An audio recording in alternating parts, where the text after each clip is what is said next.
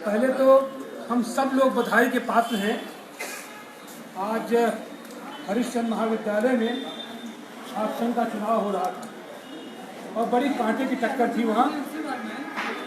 और हमारे ही कुछ साथी पाला बदल करके विद्यार्थी परिषद को के बैनर पर लड़ रहे थे।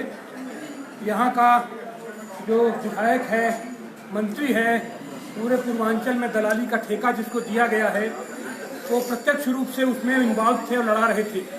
लेकिन ये खुशी की बात है, अभी भी सूचना है कि 2 सीट हम लोगों की क्लियर निकल गई है, पुस्तकालय अध्यक्ष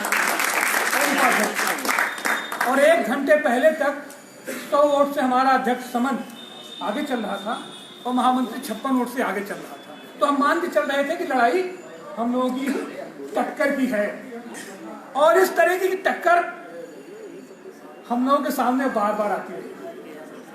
ये प्रधानमंत्री और लफाजाधिराज हमारे मोदी जी का कार्य क्षेत्र है, उन्होंने बनाया है।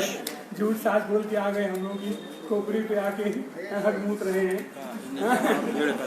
तो ये लड़ाई तो देखो भाई भयंकर है और ये सारी लड़ाई का दारोमदार, इस सारी लड़ाई का दारोमदार हमारे नौजवानों के ऊपर है, विद्यार्थियों के ऊपर है। और हमें फख्र है कि हमारे विद्यार्थी और नौजवान बड़ी बखूबी, बड़ी मुस्तैदी से आज लड़ रहे हैं। इस लड़ाई में थोड़ा इस बार हम लोग पिछड़ गए, काशी विद्यापीठ में थोड़ा पिछड़ गए, वही जोश में होश हम लोग खो दे रहे हैं।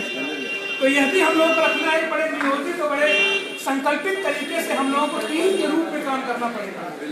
लेकिन उसकी भरपाई हम लोग अभी हरिश्चंद्र महाविद्यालय में कर दे रहे हैं।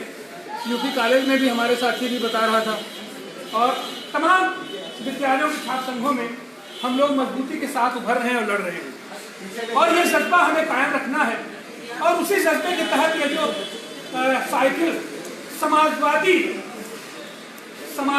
जब हम समाजवाद नाम लेते हैं तो अपने आप में बहुत सारी चीजें आ जाती हैं, पूरा इतिहास भूगोल आ जाता है। और समाजवाद के सामने तो ये लंपट लोगों का तो कोई विचारधारा नहीं है, कोई उनकी दिशा ही नहीं है, कोई उनकी सैद्धांतिकी नहीं है। उनका एकमात्र सिद्धांत है कि किस तरीके से जनता को लूटा जाए और अपने कुछ लंपट मित्रों की तिजोरी में पूरे देश की संपदा को भर दिया जाए। उनका क्यों नहीं? और हमारे समाजवाद के अंदर आम आदमी, गरीब, मजदूर, किसान, नौजवान, छात्र, सबके हितों के लिए हमारे पास कार्यक्रम है।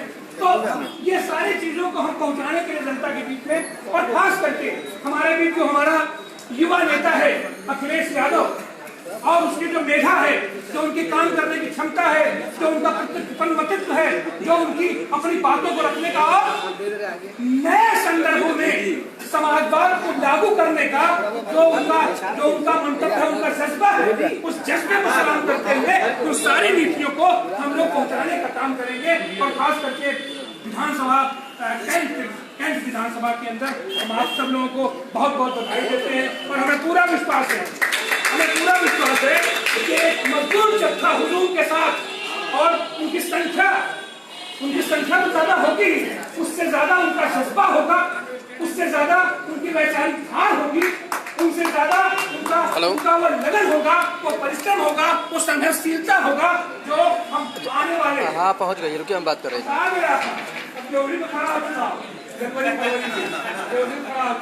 तो ये जो हम धार देने जा रहे हैं अपने कार्यकर्ताओं को, इस धारदार हथियार से हम ये सारा अमल अच्छा पड़ता है साफ करके खूबसूरत समाज, ये समाजवादी पार्टी बनाएगी। और बातों के साथ मैं आप सब लोगों को बहुत बधाई देता हूँ और शुभकामना देता हूँ।